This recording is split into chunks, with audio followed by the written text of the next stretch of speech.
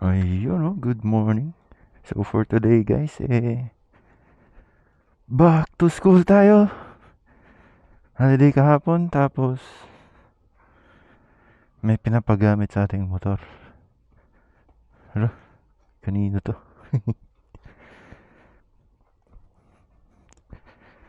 Diyan ka na muna. Itong motor na to is mahigit isang buwan nang nakatenga. So since magsi-city drive tayo ngayon, ito nadadalhin natin.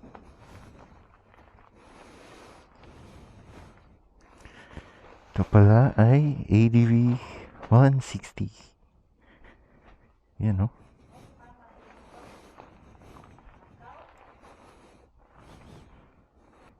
Yan, gamitin natin. Nope.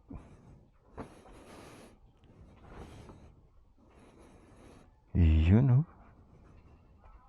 So let's go.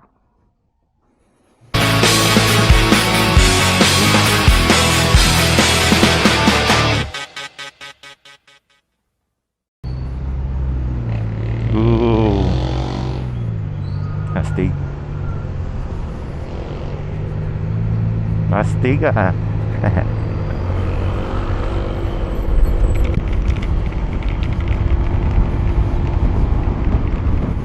Yun, no? So gagawin natin ngayon is i-quick review natin to.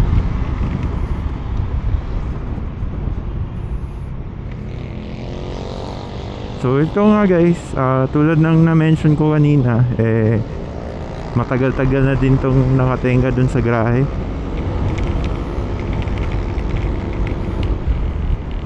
Mga isang buwan mahigit ata.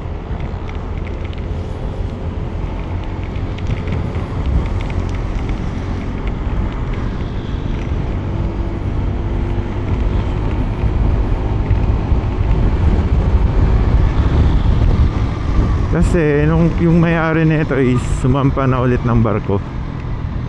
Yung tito ko.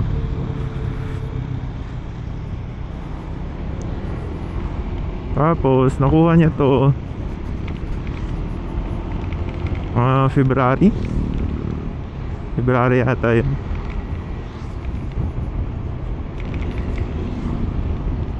At sumampa siya ulit ng barko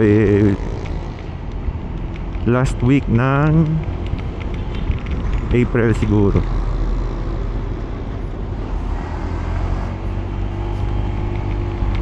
Hindi ako sure.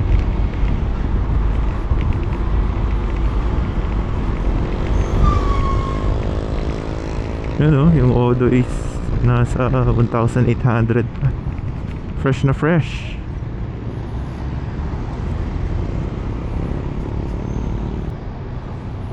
Gawin natin yan is quick review lang, no?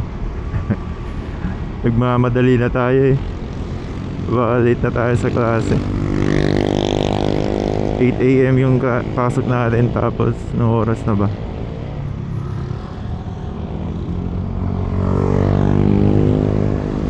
Naku, hindi ko makikita yung relo ko.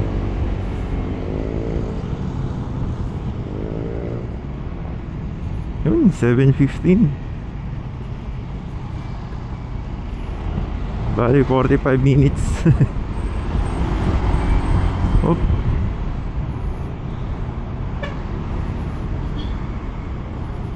So guys, unang-una kong napansin sa motor na to is yung yung riding position natin. Sige. Gede. Uy. Wow, ano yun? Biglang namamatay. Okay. Di ko kasi nabasa yung specs na ito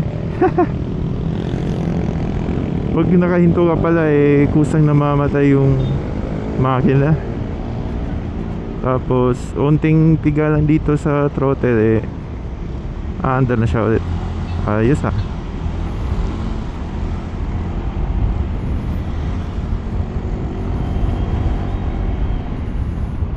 So yun nga, riding position natin is upright naman. Tapos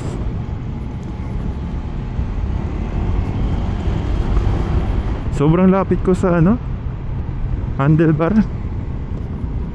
Ano, yung siko naka L shape.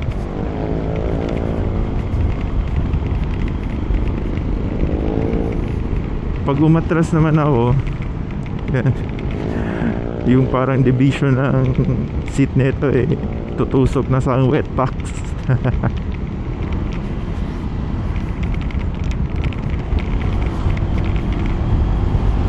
Tapos ang lambot ng handlebar.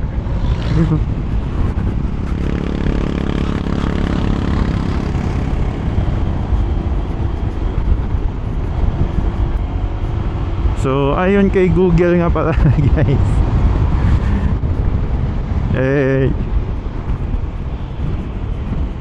nasa 157cc na to, no? Tapos CVT type engine. Pang scooter talaga. Tapos may tank capacity to na 8.1 liters. Wow, malaki.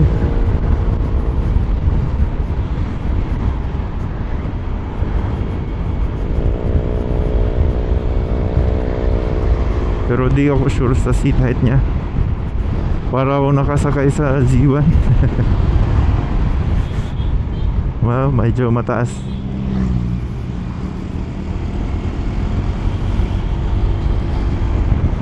Tapos responsive yung ano niya, yung throttle. Ang bilis niya guys for a scooter na all stock.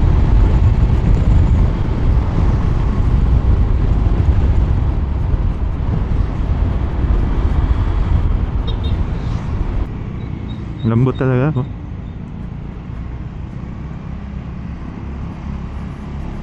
Ganda ng maneuverability ng motor na to.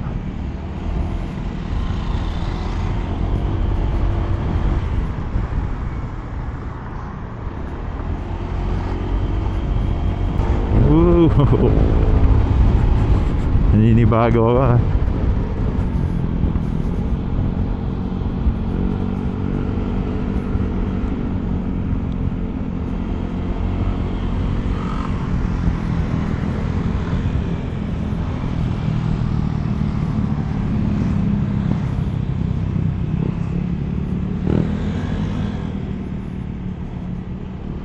Yan na, traffic na.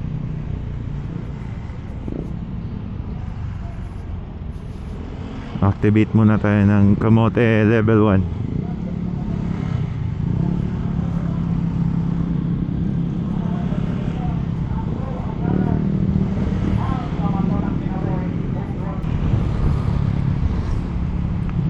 Medyo nagmamadali na nga tayo.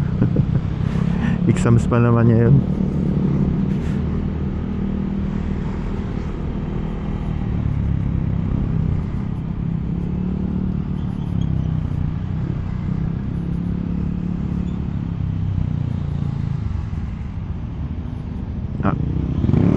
Liquid cooled na nga din pala to guys. Tapos single overhead cam.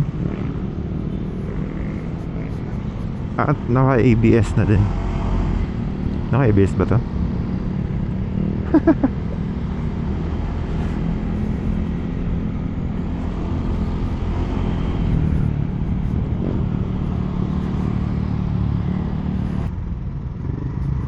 Malaki kasi niya.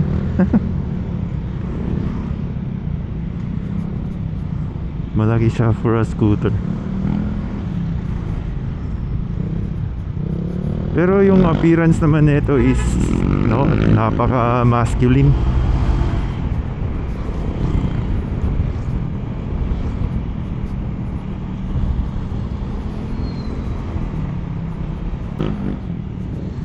Pero di ko lang masyadong feel yung kulay na napili ni Tito, no? Matte red ata to.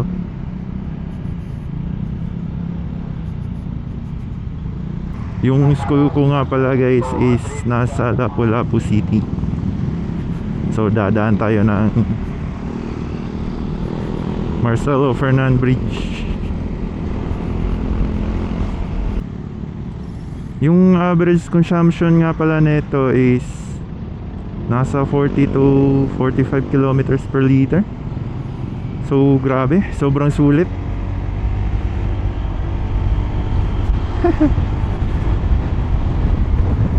Napaka fuel efficient niya.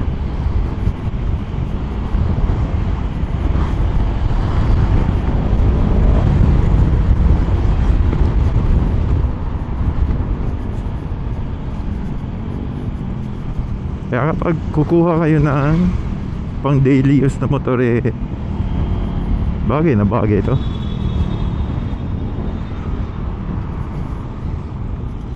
Galing pa sa ano, no? Tried and tested na brand, Honda.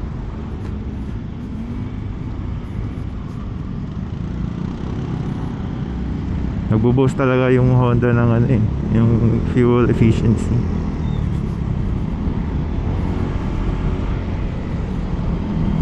Na hindi sinasakripisyo yung performance ng motor.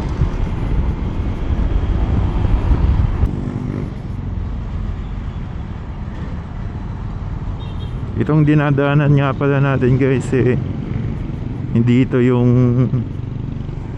main highway ng Cebu.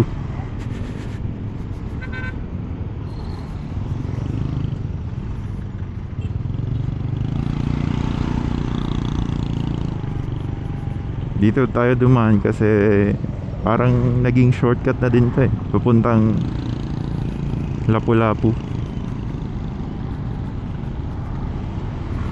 puntang Mactan City. Sakto, nagmamadali na tayo.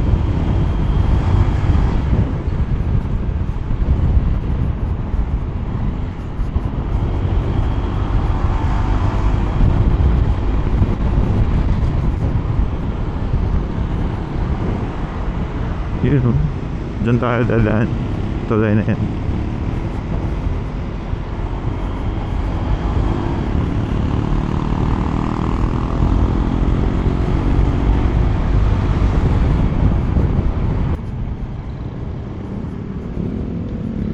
Ayos tong motor na to. Ang di ko lang masyadong nagustuhan itong ano, sobrang lapit ko sa handlebar.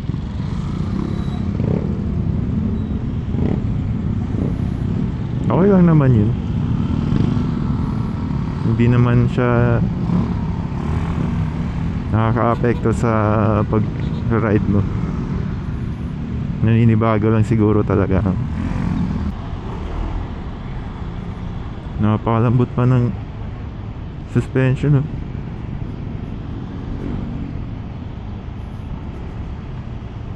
Para nakasakay sa kotse.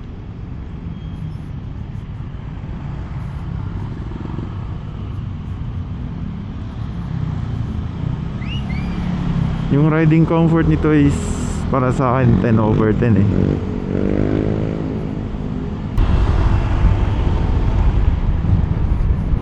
Ang bilis. Napaka bilis niya sa ano, arangkada.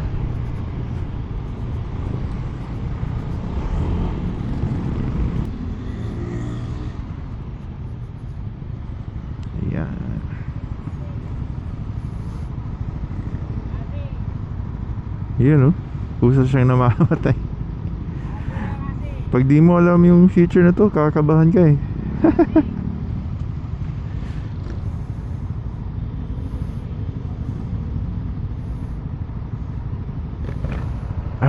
No oras na ba? 7:30. Kaya pa.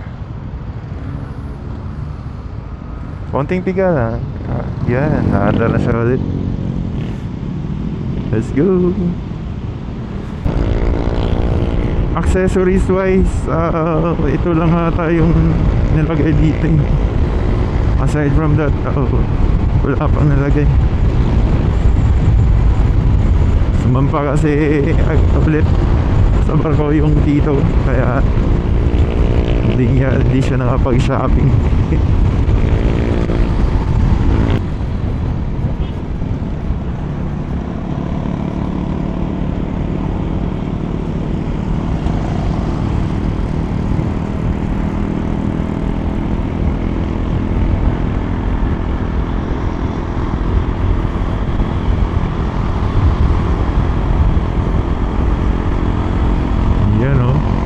morning Mactan.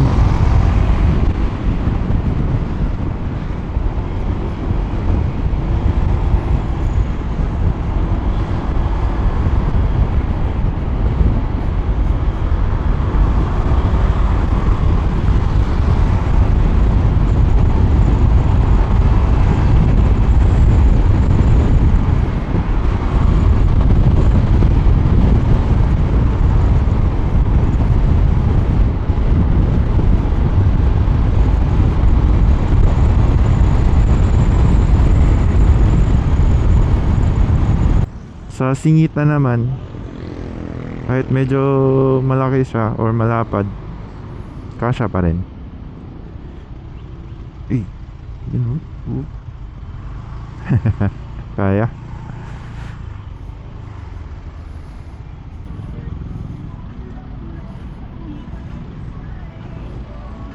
Kasya ba tayo?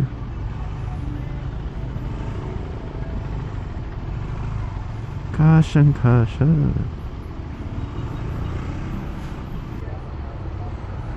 Traffic dito.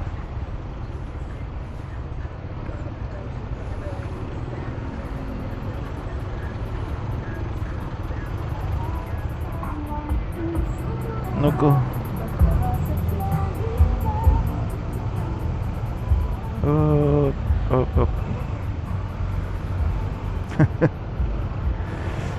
Kasya.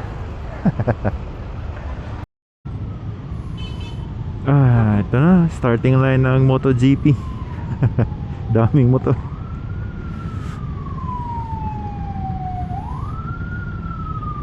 Yung motor.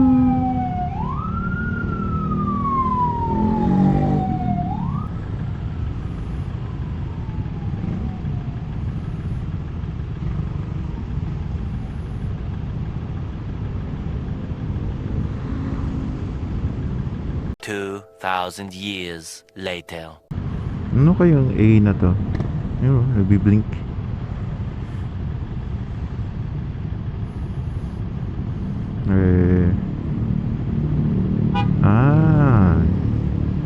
Okay.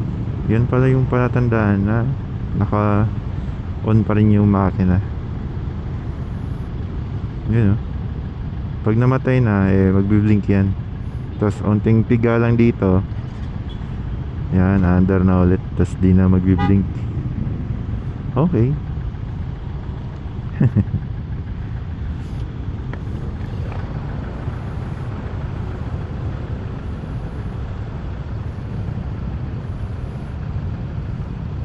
One eternity later.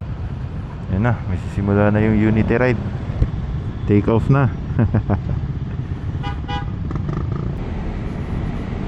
So kung gusto mo ng pang daily na fuel efficient, sa practical talaga, no, mare-recommend ko tong motor na to.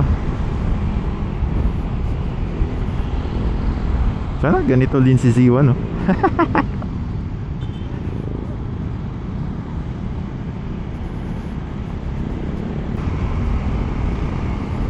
So yan guys, medyo malapit na ako sa school. Dito ko muna tatapusin yung ating quick review. Yan. So sa mga tumapos ng video, at sana nag-enjoy din kayo, at salamat.